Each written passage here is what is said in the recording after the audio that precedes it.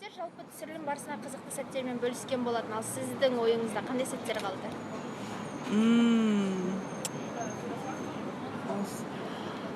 Қызықты сәттер. Мен өзім клипте бірінші рет қатыстым. Клип қалай түсіріледі, өте қиын екен, мен ойлайтынмын, қызық шығар деп. Енді қызық, бірақ бір сценаны бір 10-15 рет, 20 рет, 30 рет түсіре береді, шаршап кетесің. Біз 2 күннің ішінде түсіріп тастадық барлығын. Клипті бір айдың ішінде түсіреді, көбіреулер демалып, біз түнге дейін, таңға дейін жүрдік. Бір 12-15 сағаттай шаршап. Ұлдардың өздерінде қызықты сәттер болды, олар шаршап, мысалы, маған ұнаған ол баланың жылап құлап жатқаны.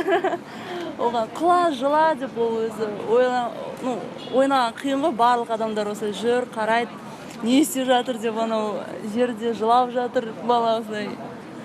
Клиптағы да өте қызықты болды. Изи суға түскен болатын ваннада. Ол кез түнгі 12 ма сондай уақыт сол болған. Су суық, далада жел. Ол сол судың ішінде бір сағатта отырған шығар, тоңып. Сол тағы бір сәттер болған, олар бассейнде түсірген болатын біз кадрларды, бірақ ол клипқа кірмеді.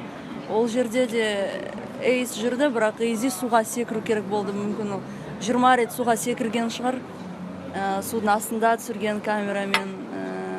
Сол қызықты болды, бірақ жаманы кадрларды қоспаған. Біз ол жерде бір 2-3 сағат болған шығармыз, ол секір, Эйзи секір деп.